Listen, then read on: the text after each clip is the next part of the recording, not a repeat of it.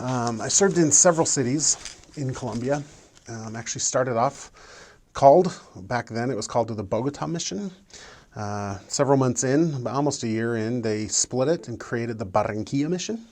And so that's the mission I served in. All the cities, in fact, that I served, stayed or were in the Barranquilla mission. So I served in a city called Cartagena was my first city, very touristy city. And it was really great. The second city I served in was called Cucuta. It's a city right on the border of Venezuela. Next city I served in was called Bucaramanga, which is a little more interior, way up in the mountains. And then I served in a little city called Sincelejo, and I was called to the office and served in Barranquilla, and finished my mission in another small city. Trying to remember. Oh, Valledupar is where I finished. And loved the area. One thing that's really interesting about Colombia is one of the latter city or countries in South America to have the church, and so it was pretty new. I don't know exact history or date, but I think it was in the 70s, maybe early 70s, when it actually opened to missionary work. And as I was there during 1987 to 89, so it wasn't that old, but it was growing like crazy. We taught and taught and taught. I think I knocked doors twice on my mission. The rest of the time we would walk down the street, we would find somebody and we would talk to them, and they would invite us in and we would teach them. And a lot of baptisms.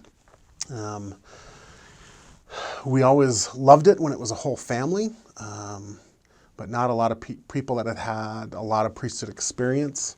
So a lot of youth in the church, or people that were young. Even if people were older, they had not been in the church very long, and so they were still learning a lot of the way the church was run and so forth. But it was growing so much, they had announced right before I left a temple in Bogota. And I was hoping it would be finished when I was there. It was not. It was about 10 years after when I got home when it was actually finished, the Bogota temple. A lot of the areas, there were a few stakes. Most of them throughout the mission were branches and districts. In fact, I think the only stake, Bucaramanga was a stake, and Barranquilla was a stake when I was there. One of the things that was different, being raised in Utah, that shocked me the most when I got to Colombia was, as weird as it sounds, everything was in Spanish. It's very naive, I know, but arriving there and the culture is like, wow, everybody speaks Spanish, and it was really frustrating that here I thought I was this smart college kid, and these little kids spoke better Spanish than I did. It was really annoying. And it was eye-opening, but one thing about the people in Colombia, the weather, let me tell you a little bit about the weather. The weather is hot and hot and hot and very humid, especially in the areas around the coast, which I was on primarily the coast of Colombia. I remember only time I ever had a car or drove, the only ones in the whole mission that had a car were the office elders. Everywhere else, you either rode a bus or local transportation, walked quite a bit, or rode bikes. One of the things that was very interesting is the bikes that they had were, 10 speeds with really thin tires, which is great for a road bike. But several of the areas I was in, one of them called Giron, that I didn't mention, several of them have cobblestone streets. And riding a 10-speed bike with thin tires on cobblestone streets when you're a big guy created some very interesting situations. But it was hot. It was, like I said, humid, very, very No snow. The only area that was coolish was at night was in Bucaramanga because it was way up in the mountains. And other than that, it was all really, really warm. One piece of advice, maybe, in talking about the weather that was really good for me. A friend of mine had been called to that same mission. I'd played sports with him. He was from my same high school. He sent me a letter saying, only buy one suit. Again, it may be dependent upon your mission president, but a lot of times in the information that comes in your missionary packet and your call, it says to buy 2 suits. I wore a suit. I only bought one because he talked to me about it and told me to do that. I wore suits in the MTC, but in our mission, when you arrived in the mission home, you hung up your suit coat. If I had 2 pair of pants, so I hung up a suit coat and pants, kept one of them to wear with my other pants, and left it in the mission office.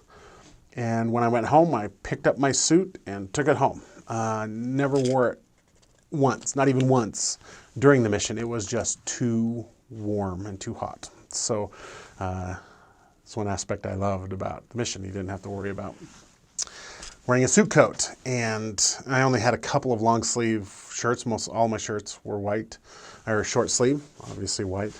And that's just the way it was in the mission. And even through missionary interviews with the president or zone conferences or any of that, you just wore the short sleeve shirt.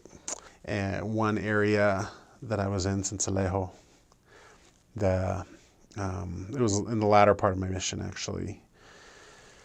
And it was such a new area that the branch president was a young elder, actually. He was a member for about 2 years. He was preparing to serve a mission, and he was the branch president, and my companion was one of his counselors there. That was a really interesting place. It was a district, and the district president was the fire chief. And we didn't have a building to meet in, so right across from the fire station was some land that the district church owned. And so they would park their fire engines inside the gate. And in return, when we had baptisms, they had this old font that was outside. The bottom of the font was kind of on an angle. It was cement, but it wasn't very big. And so they would fill it with the hose from the fire engine. And then we would have our baptisms. You'd have to kind of hurry and do them because the water drained out so fast.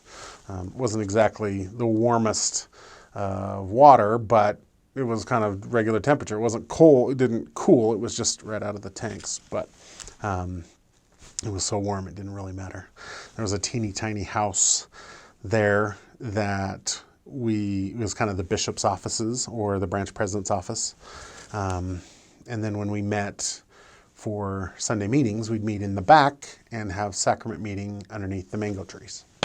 But it was a great place, and people really, really were good. And they actually had a part of that inside the thing that they were planning to build a chapel eventually. I'd love to go back and see that chapel now. I'm sure it's built by now, but they were gathering funds and trying to prepare it for that. But that was a really fun area. Told you about trying to ride a bicycle on cobblestone streets. In 2 different areas, we were riding bikes, and I was a little bit competitive. And so a couple of my companions, we would race. And this is way before having to wear helmets, which we should have. But twice I had experiences where we were racing and went in an area and landed and bent not the frame of the bike, but the wheel, and had to get new wheels. Part of that's because they were little teeny tiny. That was the reason, I'm sure. Not because we were doing anything crazy as missionaries.